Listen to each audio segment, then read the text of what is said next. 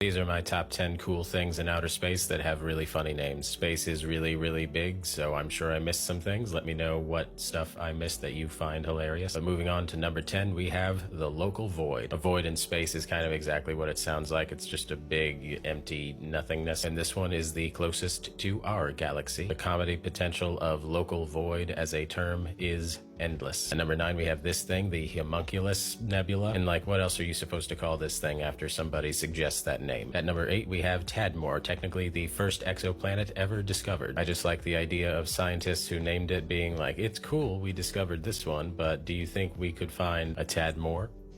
Not the face. At number 7, we have Ida the asteroid, named after a nymph from Greek mythology. This funny-looking rock with a comedically innocuous name also has its own moon, Dactyl.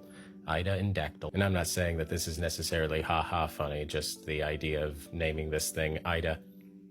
It's cute to me. At number 6, we have the exoplanet Ditso, and yes, this is just a funny thing to say, Ditso. I too laughed when I read this name aloud, but after looking into the artist's depiction of this planet, as well as the Telemancan mythology from which the name is derived, those are less of a laughing matter. Those are very fun to look into. At number 5, we have the Great Attractor. The jokes practically write themselves. Basically, this is a vast area of space where the gravitational attractive force affects other galaxies around it. At number 4, we have Comet Lovejoy, and no, this is not the name of a disco album that I know of. It is this beautiful piece of dirty ice hurtling through space, also called the Birthday Comet because it was found on the anniversary of the SOHO satellite launch. At number 3, we have the Shapley Supercluster, which was also my nickname in high school. This is literally just a densely packed area of galaxies, a sentence whose scale makes me feel mighty scared and humbled and At number 2, we have Hat P43, otherwise known as Jeebus. I know that this is an ancient term that deserves more reverence than what I'm putting on it, but at the same time, set courses for Jeebus. And at number 1, we have